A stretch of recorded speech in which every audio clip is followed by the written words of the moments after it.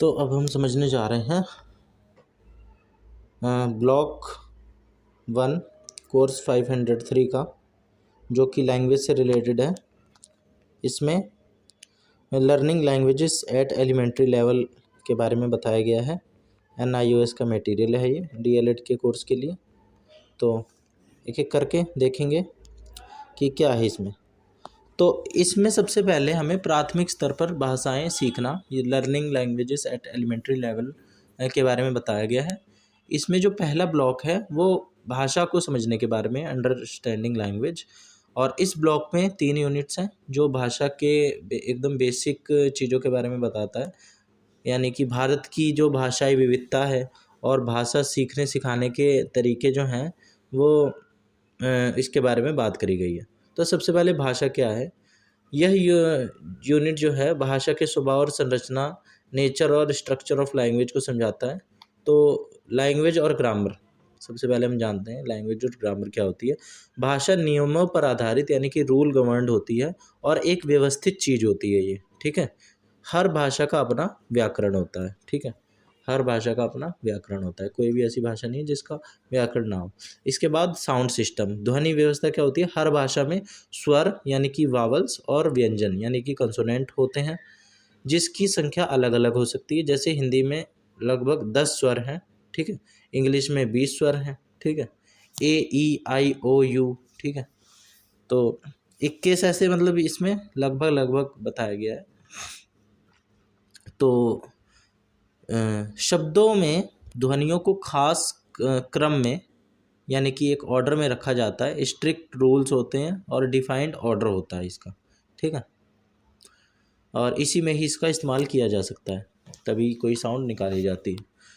इसके बाद word formation, शब्द निर्माण कैसे होता है। शब्दों को बनाने के भी तय नियम होते हैं, जैसे एक वचन को बहुवचन में बदलना। जैसे एग्जाम्पल के तौर पे हिंदी में संज्ञा कार्य यानी कि फंक्शन के आधार पर 6 रूप में, यानी कि इसकी 6 फॉर्म्स हैं इंग्लिश में, तो वो 6 फॉर्म ले सकती हैं। जो संज्ञा है वो 6 फॉर्म ले सकती है। इसके बाद सेंटेंस कंस्ट्रक्शन, सेंटेंस वाक्य का निर्माण कैसे होता है। वाक्यों में शब्दों को बेतरतीब ढंग से नहीं रखा जा सकता, यानी एक तरीका होता है रखने का। और you can not arrange words in any and random order. और हिंदी में क्रिया यानी कि वर्ब अक्सर कर्ता यानी कि सब्जेक्ट के लिंग, व्यक्ति और वचन के अनुसार बदलती है। लिंग के अनुसार, व्यक्ति के अनुसार, वचन के अनुसार बदलती है, ठीक है। हिंदी में क्रिया, ठीक है। इसके बाद डिस्कोर्स स्ट्रक्चर क्या होता है। संवाद संरचना, बातचीत या संवाद, ठीक है। सोशल कम्युनिकेशन के भी सामाजिक नियम होते हैं जिन्हें पार नहीं किया जा सकता, जैसे बीच में न बोलना, ठीक है। बीच में टोका टाकी ना करना, ये भी एक समाज लैंग्वेज के ही कंपोनेंट का पार्ट है। इसके बाद स्टैंडर्ड लैंग्वेज क्या होती है। मानक भाषा, मानक भाषा वह होती है जिसे एक भाषाई क्षेत्र, लिंग्विस्टिक एरिया, ठीक है, में कई भाषाओं बोलियों में से चुना जाता है, ठीक है। इसे प्रशासन, मीडिया और औपचारिक शिक्षा, एडमिनिस्ट्रेशन, मीडिया और फॉर्मल एजुकेशन की भाषा बनाया जाता है। यह अक्सर सामाजिक वर्ग यानी सोशल क्लास की भाषा होती है, जिसके पास राजनीतिक और कॉरपोरेट की मतलब पावर होती है इसके पास, ठीक है। पॉलिटिकल पावर और कॉरपोरेट पावर। इसके बाद साइकोलॉजिकल एस्पेक्ट्स क्या क्या होते हैं भाषा से रिलेटेड।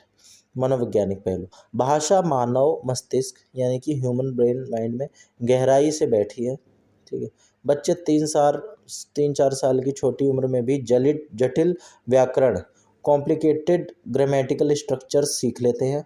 माना जाता है कि बच्चे जन्म से ही सार्वभौमिक व्याकरण, यूनिवर्सल ग्रामर लेकर पैदा होते हैं, बस उन्हें सीखने के लिए वातावरण चाहिए होता है, ठीक है।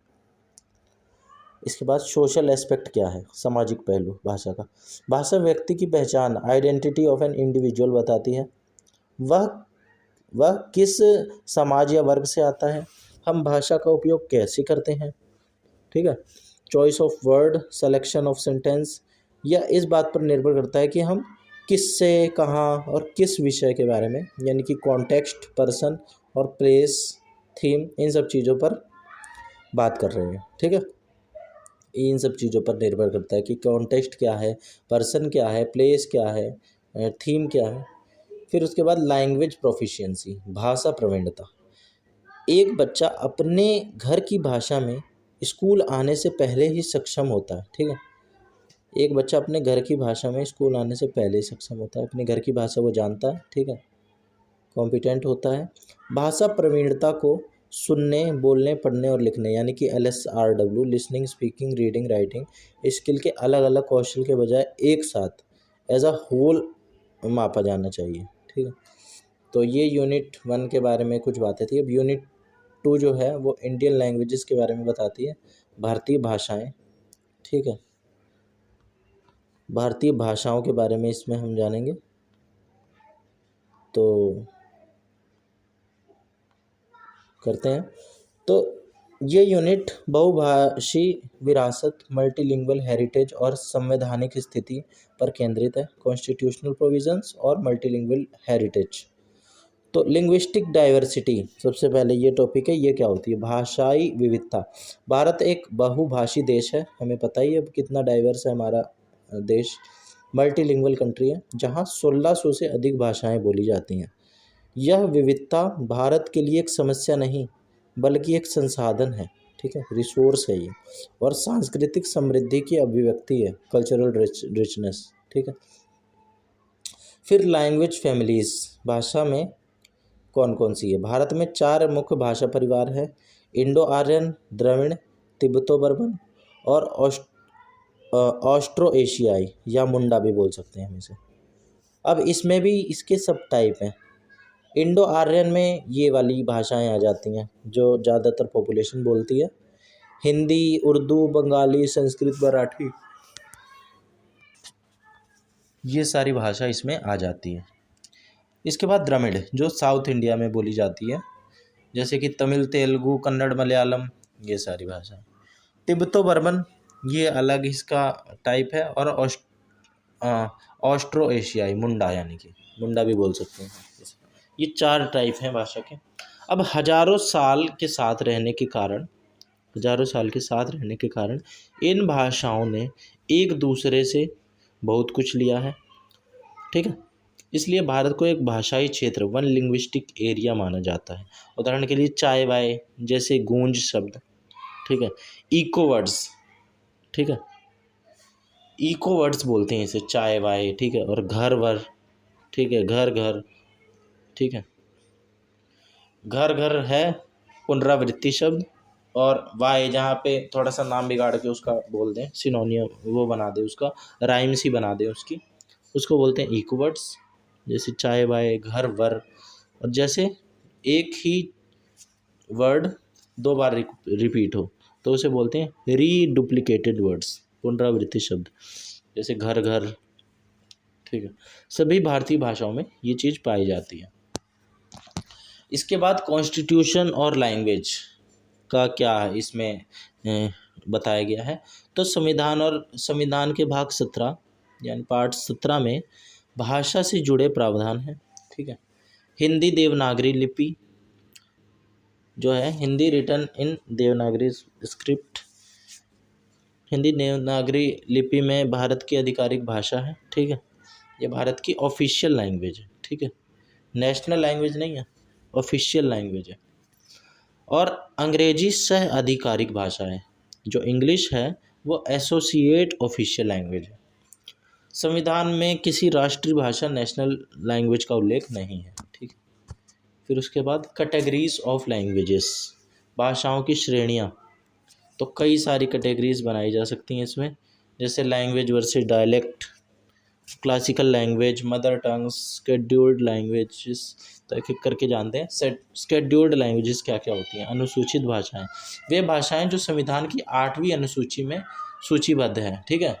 वर्तमान में ये अब तो 22 हो गई है, हाल ही में लेटेस्ट जो अपडेट है उसमें 3 भाषाएं और जोड़ी गई हैं, तो इसमें लेकिन 22 लिखा हुआ है। फिर उसके बाद मदर टंग्स, मातृभाषा, वह भाषा जो माँ बचपन से बच्चे से बोलती है, ठीक है, या घर पर सबसे ज़्यादा बोली जाती है, उसे बोलते हैं मदर टंग। क्लासिकल लैंग्वेजेस,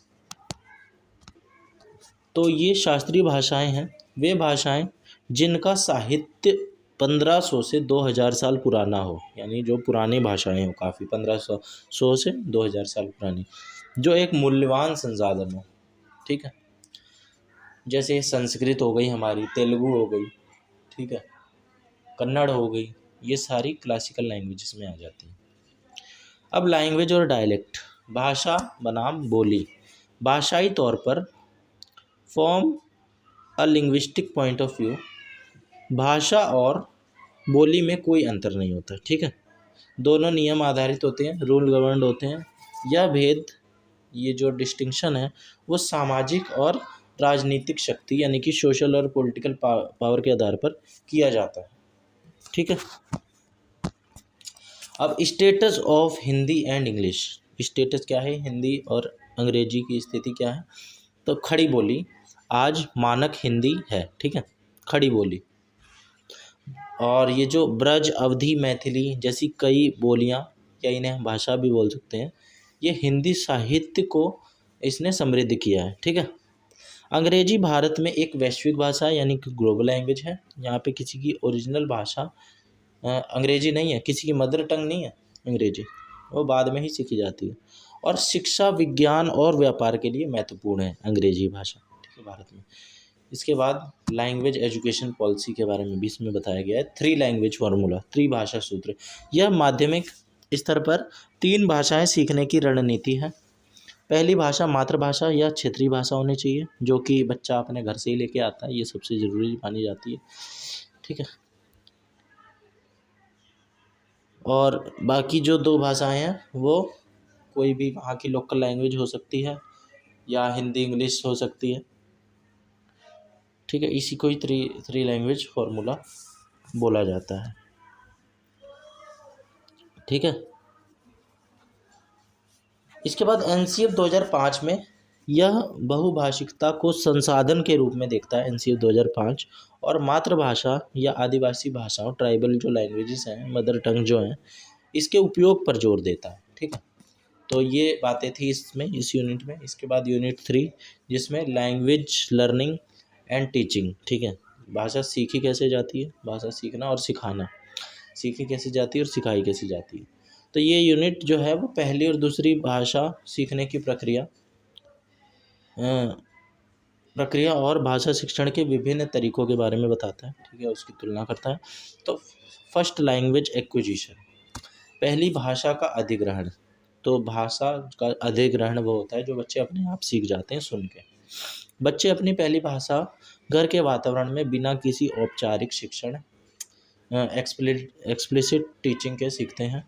ठीक है, भाषा सीखने की यह क्षमता जन्मजात इन्नेट एबिलिटी होती है ये बच्चों में। ठीक है, लेकिन इसके लिए प्यार भरा और भाषा से भरपूर वातावरण जरूरी है। लैंग्वेज रिच एनवायरनमेंट होना चाहिए। भाषा को बोलने और समझने के लिए उनके शरीर के अंग जैविक रूप से अनुकूलित यानी बायोलॉजिकली अडेप्टेड हैं कि नहीं है, ये भी होना चाहिए। ठीक है, और मस्तिष्क का बायां गोलार्ध यानी कि लेफ्ट हेमिस्फेयर जिम्मेदार होता है भाषा सीखने के लिए। ठीक है, लेफ्ट हेमिस्फेयर से हम लैंग्वेज को सीखते हैं। अब स्टेजेस क्या होती हैं एक्विजिशन की? बच्चे भाषा सीखते समय लगभग एक जैसे चरण से गुजरते हैं। ठीक है, जैसे कि कूइंग या गोइंग बोल सकते हैं इसे। ये 6 सप्ताह में बच्चे करना शुरू कर देते हैं जब वो 1.5 महीने के होते हैं करीब। तो जैसे उ आ ई आ ई मतलब वावल साउंड निकालते हैं। ठीक है, स्वर ध्वनियाँ निकालते हैं वो। ठीक है, फिर उसके बाद 6 महीने के होते होते बच्चे बैबलिंग करना शुरू कर देते हैं, कुछ कुछ बड़बड़ाने लगते हैं। ठीक है, जैसे कि मामा, ठीक है, बाबा, ऐसे बैबलिंग करने लगते हैं। फिर उसके बाद 1 वर्ड स्टेज आती है, एक शब्द चरण। तो जो 1 साल का बच्चा होता है वो एक शब्द पूरे वाक्य का काम करता है।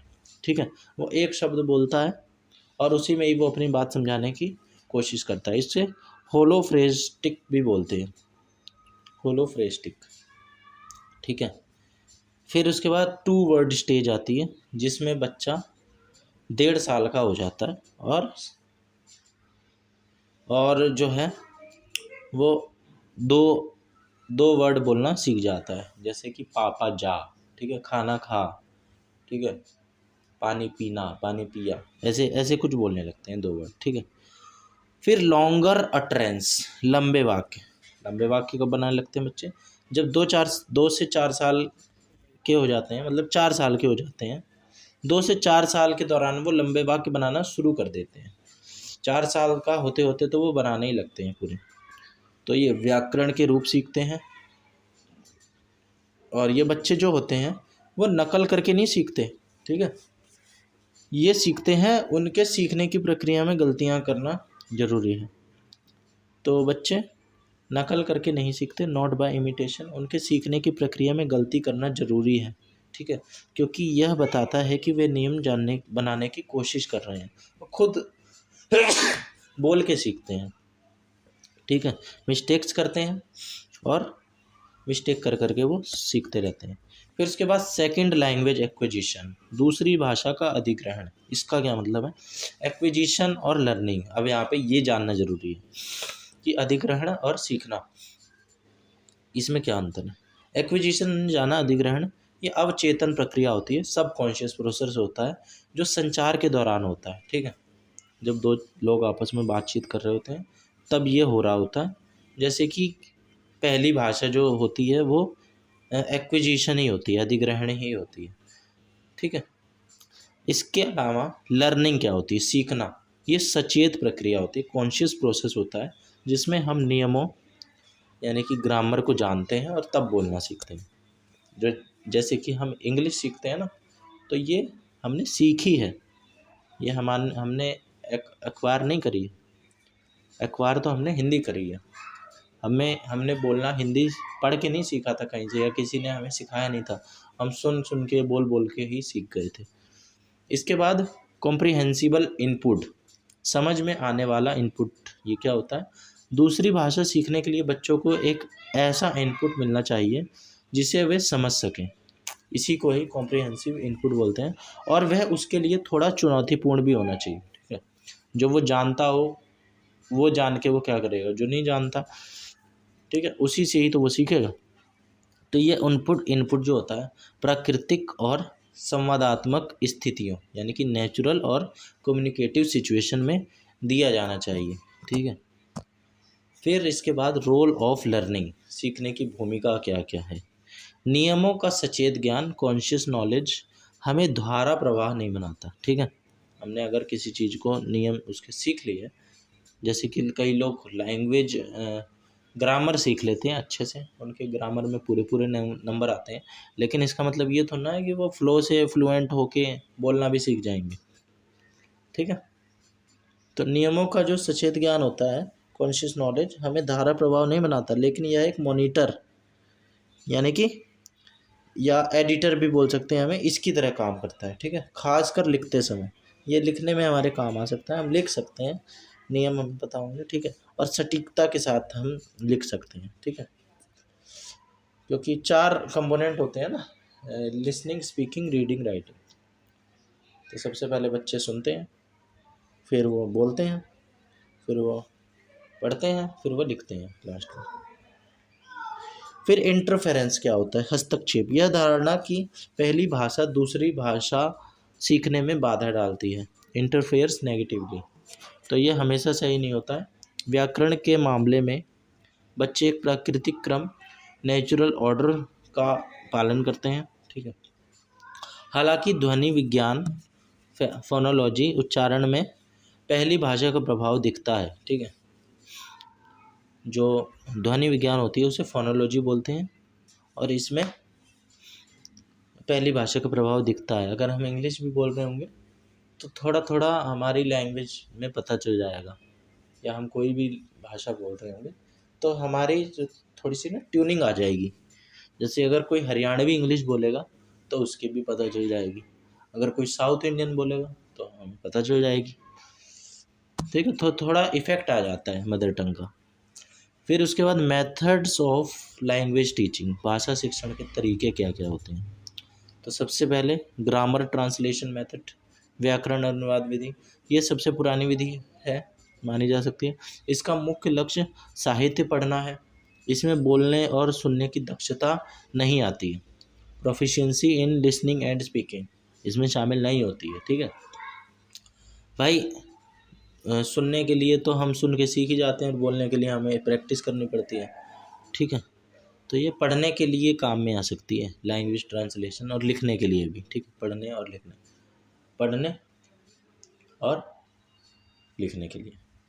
ठीक है, फिर डायरेक्ट मेथड प्रत्यक्ष विधि और ऑडियो लिंगुअल मेथड श्रव्य भाषाई विधि। ये क्या होती है? ये तरीके सुनने और बोलने पर अधिक ध्यान देते हैं। ठीक है, डायरेक्ट मेथड यानी कि सुन के डायरेक्ट सीखना, ठीक है, या बोल के डायरेक्ट सीखना। ऑडियो लिंगुअल मेथड, ठीक है, ये जो है सुन ऑडियो है, इसमें ऑडियो को सुन के सीखना। इसके बाद कम्युनिकेटिव मेथड संवादात्मक विधि। इसमें भाषा शिक्षण का आधार संदर्भ में संचार, कम्युनिकेशन इन कॉन्टेक्स्ट, इस पे डिपेंड करता है। ठीक है, कि कॉन्टेक्स्ट क्या है कम्युनिकेशन का। ठीक है, इसके बाद नेचुरल अप्रोच प्राकृतिक दृष्टिकोण। यह शिक्षार्थी यानी कि जो लर्नर होता है उस पर ध्यान केंद्रित करता है।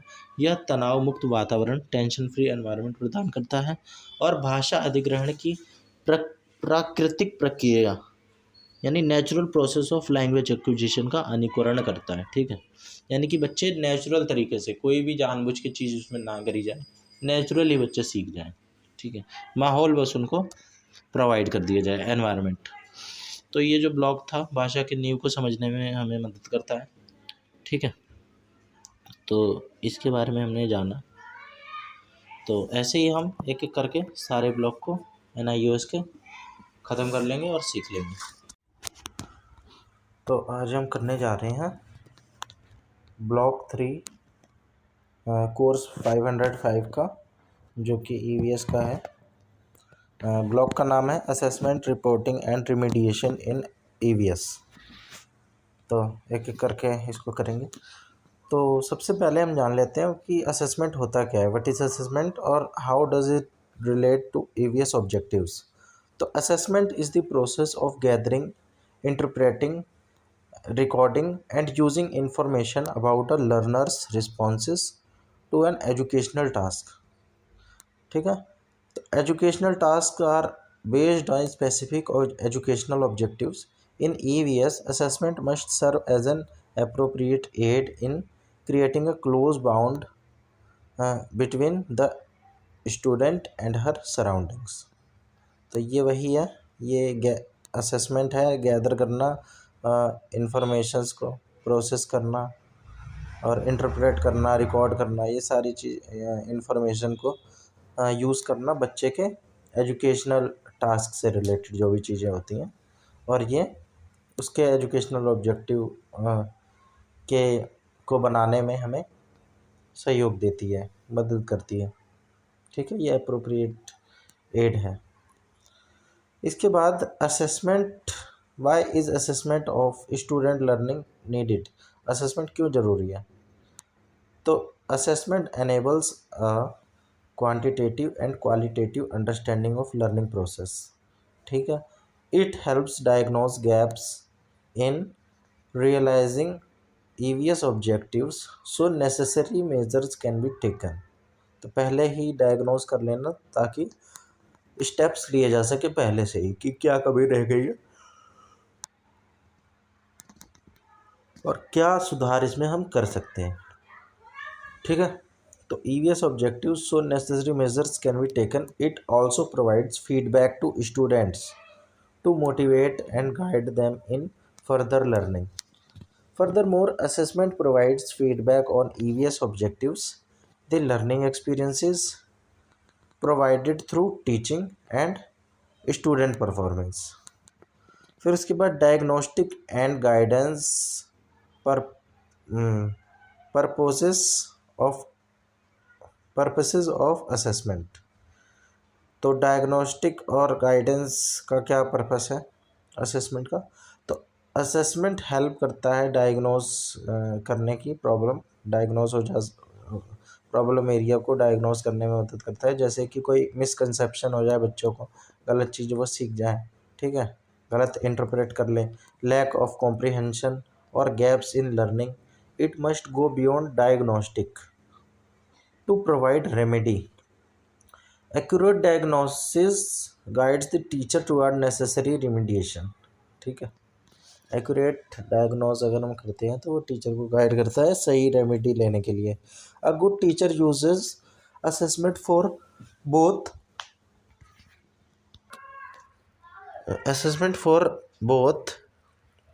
टीचर के लिए और स्टूडेंट्स के लिए, और डायग्नोस करने के लिए और गाइडेंस के लिए। ठीक है, ये इसका पर्पस है इमीडिएट करेक्टिव एक्शंस लेने का।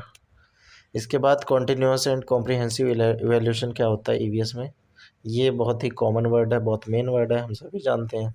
Ensures that assessment is continuous because learning is continuous, allowing immediate diagnosis and efficient correction of difficulties.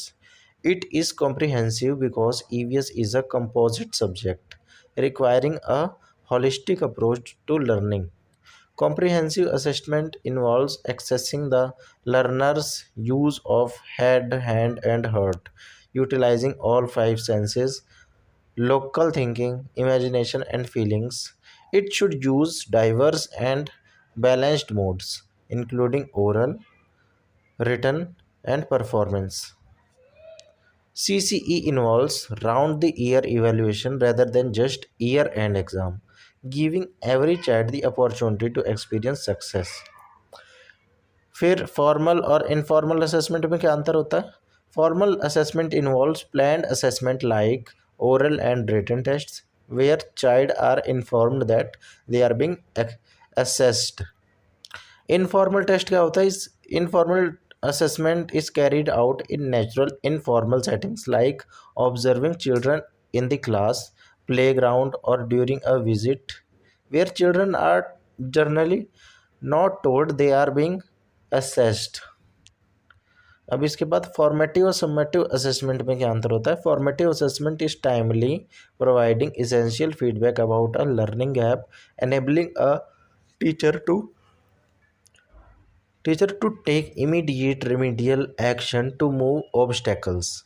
Summative assessment is carried out at the end of teaching an EVS theme or unit to determine exactly how many students lagged specific understanding, knowledge, or value, helping diagnose major gap. ठीक है, फिर उसके बाद की feature that make an assessment good. क्या feature है जो assessment को गुड बनाता है? A good assessment must be valid. इसका मतलब वैलिड का मतलब यह है it is relevant to EVS objectives and learning experiences, addressing essential skills, knowledge and values. फिर उसके बाद it must be reliable, producing consistent outcome when applied by different teachers. ठीक है, अलग अलग टीचर भी करें तो भी वो सेम ही आउटकम दी. ऐसा नहीं है कि कोई कुछ कर रहा है सेम ही बच्चों का तो अलग अलग रिजल्ट आ रहे हैं. ठीक है, फिर उसके बाद it must be fair, not disadvantaging any student and accounting for individual personality and preferences. Finally it must be flexible, making the tools and processes relevant in various teaching learning contexts.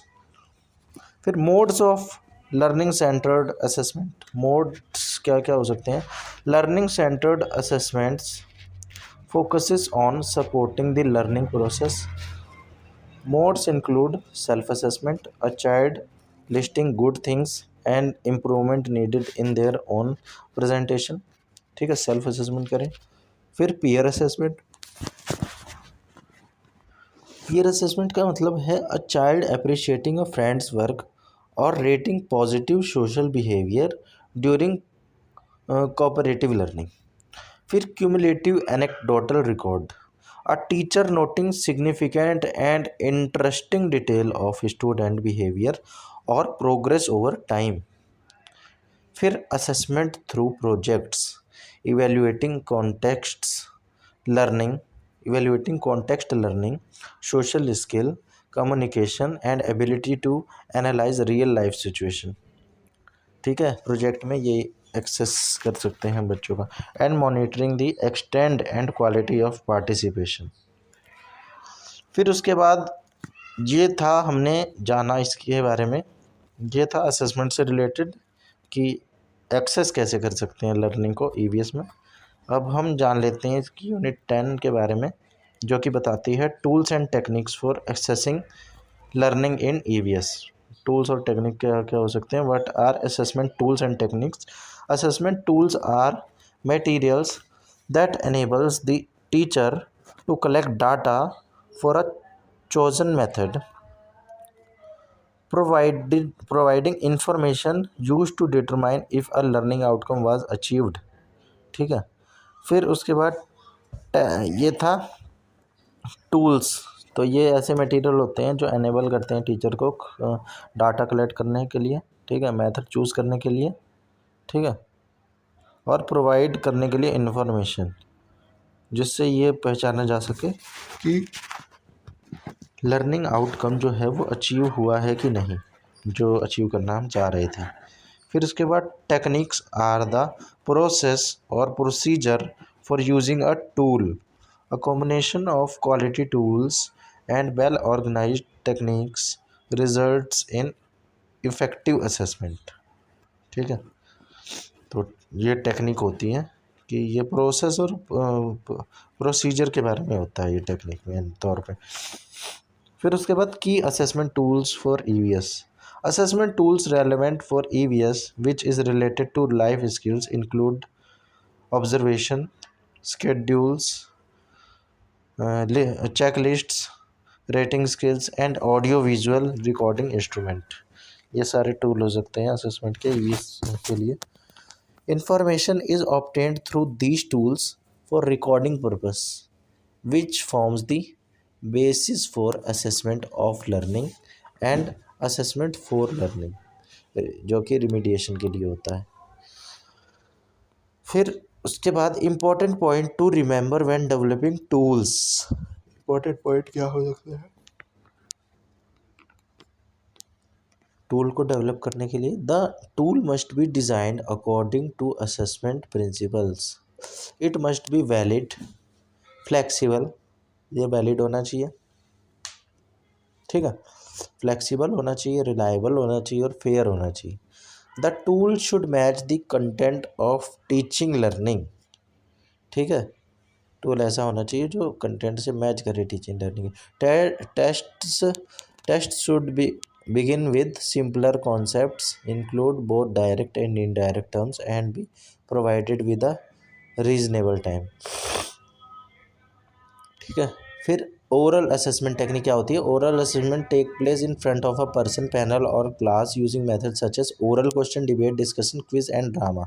Advantage में क्या क्या हो सकता है? Evaluate करना knowledge को, ठीक है, कम्युनिकेशन स्किल चेक करना, डेवलप करना reasoning power, providing immediate feedback और एग्जामिन करना लार्ज नंबर ऑफ चिल्ड्रन को साइमल्टेनियसली, ठीक है, साइमल्टेनियसली उनको एक्सेस करना, ठीक है, एग्जामिन करना। फिर रिटन असेसमेंट की क्या क्या टेक्निक होती हैं? ये लिख के करा जाता होगा, पता ही चल रहा है। Written assessment require student to respond question और scenarios in a different time, in a defined time, एक डिफाइन कर दिया जाता है टाइम, इतने में ही आपको लिखना है। They include essay test, good for complex objectives but can suffer from subjective grading. ठीक है, फिर उसके बाद short answer test, easier to write than multiple choice but longer to score.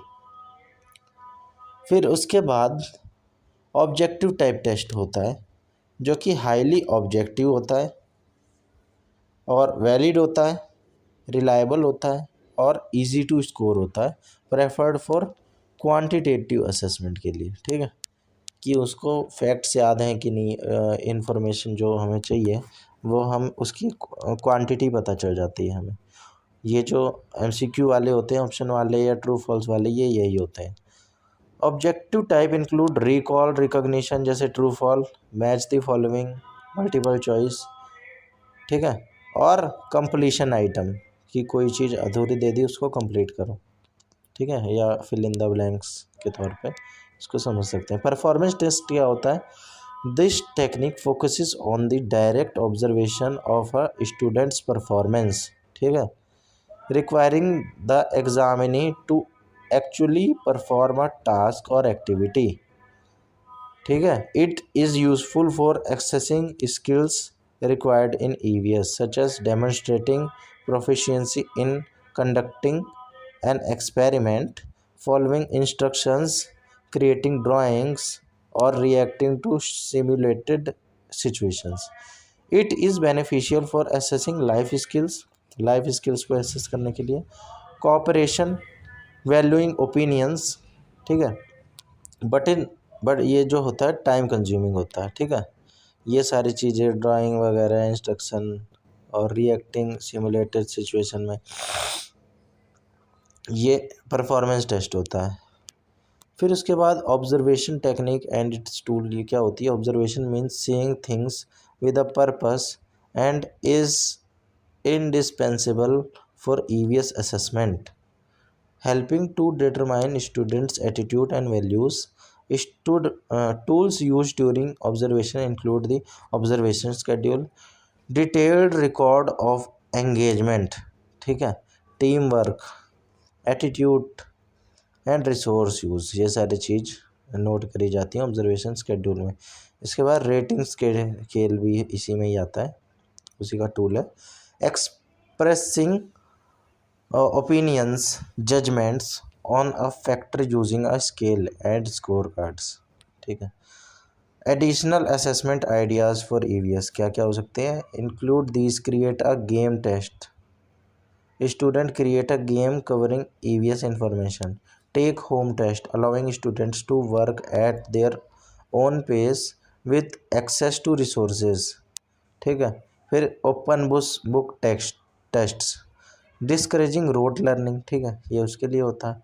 Group test beneficial for cooperative learning and testing in pairs working on a single problem, ठीक है। Key points क्या हो सकते हैं?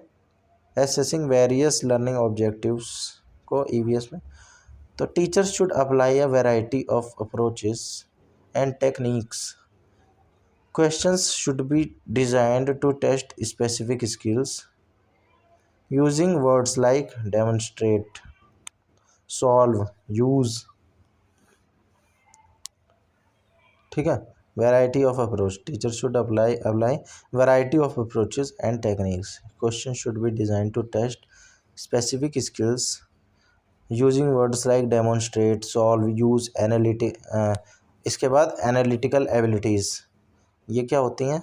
ये डिफरेंशिएट करती हैं, infer करती हैं चीज़ों को, ठीक है। सिंथेसिस क्या होता है? डिज़ाइन करती है, प्लान करती है, रिकंस्ट्रक्ट करती है। और इवेल्युएटिंग स्किल, ये अप्रेज करती है और कॉन्ट्रास्ट करती है, जस्टिफाई करती है, ठीक है। ये सारे ऑब्जेक्टिव होते हैं इन सब की चीज़ों के, ठीक है। किस लिए? कि एनालिटिकल किस लिए होता है? डिफरेंशिएट करने के लिए, समझने के लिए। सिंथेसिस किस लिए होता है? डिज़ाइन करने के लिए। सिंथेसिस मतलब कि एक चीज़ जोड़ना, तोड़ के उसको एक चीज़ नई चीज़ बनाना, ठीक है, रिकंस्ट्रक्ट करना।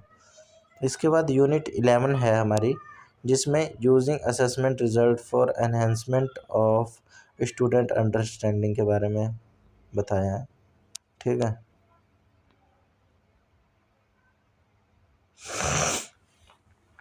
तो असेसमेंट रिज़ल्ट को कैसे हम एनहेंस करने, रिज़ल्ट को कैसे हम यूज़ कर सकते हैं स्टूडेंट की अंडरस्टैंडिंग को एनहेंस करने में?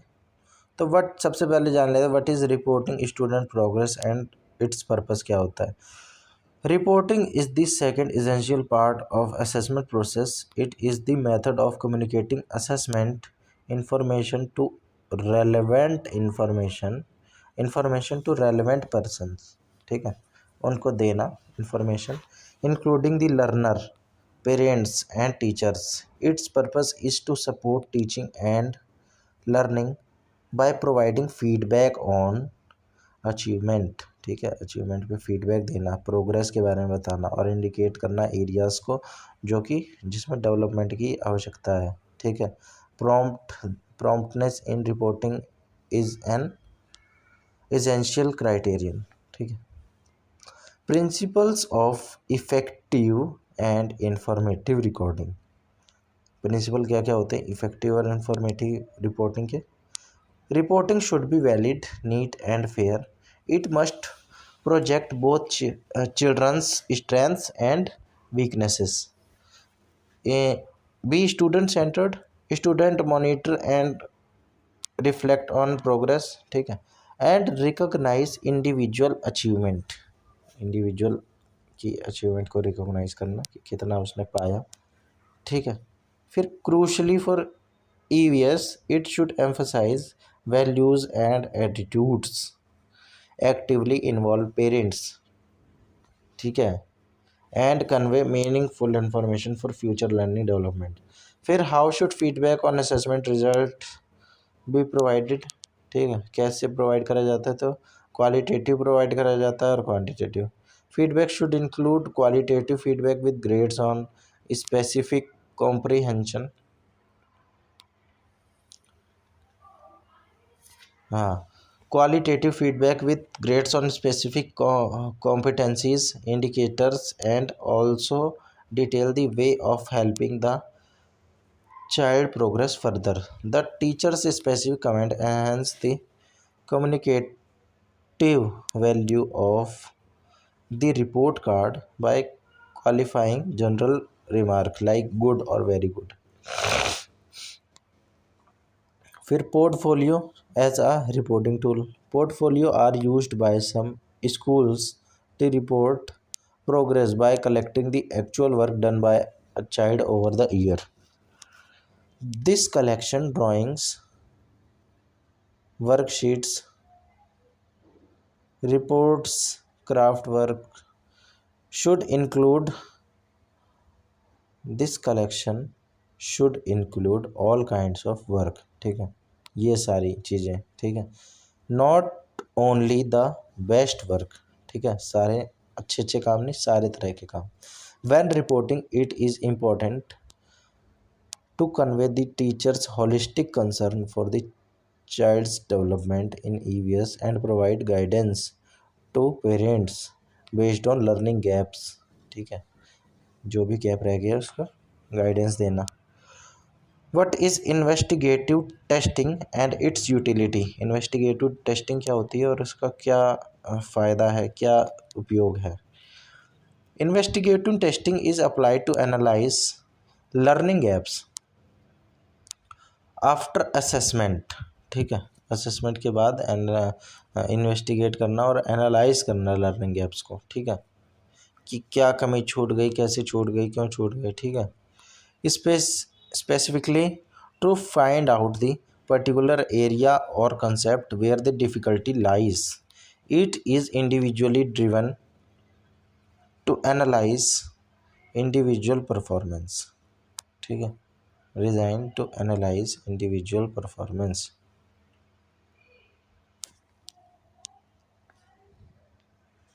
हर एक की परफॉर्मेंस को जांचने के लिए, एनालाइज करने के लिए ज़रूरी होता है. And provides information on the causes of learning difficulties, ठीक है. It is the basis of effective and responsive teaching. If major gaps are reported among several student the teacher must reflect on their teaching process, ठीक है. अगर बहुत सारे बच्चों में आ रही है तो टीचर को अपने ही मेथड में चेंज करना होगा. कैरेक्टरिस्टिक्स ऑफ इन्वेस्टिगेटिव टेस्ट्स, ठीक है. कैरेक्टरिस्टिक क्या होती हैं? Investigative test differ markedly from achievement test, ठीक है. जो इन्वेस्टिगेटिव टेस्ट होता है ये अचीवमेंट टेस्ट से अलग होता है. They cover a detailed study of a smaller subject area, ठीक है. Unlike achievement test. Achievement test में क्या होता है? सैम्पलिंग जो होती है वो काफ़ी ब्रॉड होती है, ठीक है. In an investigative test each learning point has several item and a cluster of such items forms a subset, ठीक है. जो क्लस्टर होता है ऐसे आइटम्स का वो सबसेट फॉर्म करता है. The role of corrective teaching learning process. Corrective teaching learning process का क्या रोल होता है? Corrective teaching involves removing distortions in learning and or redesigning teaching approaches to suit children's learning preferences and styles. It is aimed to ensure every child gets immediate guidance to overcome misunderstandings. The process begins by analyzing a child's specific strengths and needs. Teacher may need to use shorter instruction units, more concrete associations, see, hear, feel, do, more illustration and personalization. ठीक है। Principle of corrective teaching क्या क्या होते हैं? It must be tailor to suit a child's specific problems, follow the assessment immediately, ठीक है, and use teaching learning methods different from those employed earlier, ठीक है। It should be supportive and learner focused where possible, and child undergoing